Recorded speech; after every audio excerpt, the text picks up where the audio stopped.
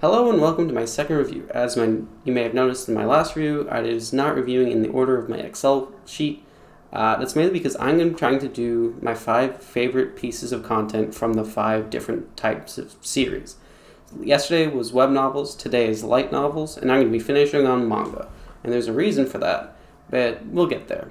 For this review, I'm choosing a light novel that does not have another adaptation. That means no anime and nothing longer than like 20 chapters of manga. So, with that in mind, the series I'm choosing is I'm the Evil Lord of the Galactic Empire. It does have a manga, but it's only 6 chapters long. This novel is a weirdly complex premise. So, protagonist is unlucky. He dies after having his world crushed in. His wife's a cheater. He's been paying child support for many years, even though she's just been an absolute whore the entire time, whatever.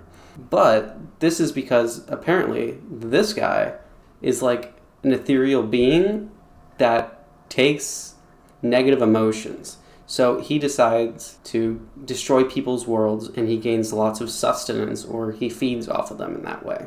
So he likes the protagonist's negative feelings so much that he decides to rebirth him hundreds of years in the future into what he believes to be an awful situation, where the main character turns into Liam Sarah Banfield. And while the main character is reincarnated, he isn't reincarnated as the same do-gooder as he was in his previous life. Instead, he wants to be an absolute awful person. He's really bad at it, which makes it kind of funny, but that is his goal. So he's placed as a head governor, or he's like a king of this small planet, and he tries to be a terrible person.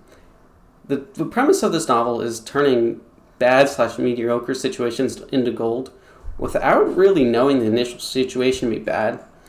This is mainly due to a few things I don't really want to spoil, but the protagonist is given insane luck due to something, and he gains a repertoire of characters that bolster his positive aspects. This novel is complex in a strange way. It has so many genres that it makes them homogenize into one. That one genre that it homogenizes into is super unique. I haven't really read anything like it. It has light mecha, it has lots of world building, it has gangs, mafias, it has politics, it has so much interesting stuff. There's even like fantasy elements. There's like magic, basically. There's swordsmanship, there's military. It's so complex for like no reason, and that's what makes it so unique. My 2 favorite things about this novel are the world building and the side characters. The world building is super interesting for a few reasons. Before I mentioned that there's lots of different genres, and this is basically allowed because the scope of humanity has changed.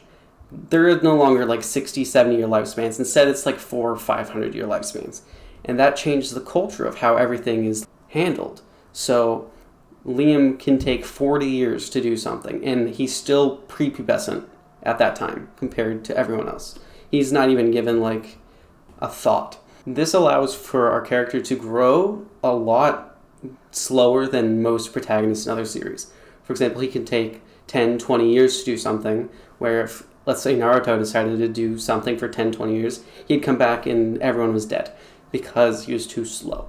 It allows for this nice character framing where nothing is too much time, but there's still lots of long-term storytelling in play that allows the things he's learning matter. And it's a super unique dynamic that allows Liam to become stronger through natural progression, interest more than anything else. And this is super interesting. Next best part of this story is the side characters. There are a lot of side characters in this novel, and the ones that are not relationship fodder, the ones like that or that, are great, because they flesh out Liam's inadequacies to make him a real threat to his enemy in different ways. Again, not trying to spoil, so I will not, but it allows for a super cool dynamic to appear in later novels for great political action. This novel has been handled by many different translators, so I'll include a link to the novel updates page, which includes them all below. Longer review on YouTube, and I give this series a 9.45 out of 10. And once again, that's really high because it's one of the 5 keystone I'm reviewing before I delve into the long watch list I have made.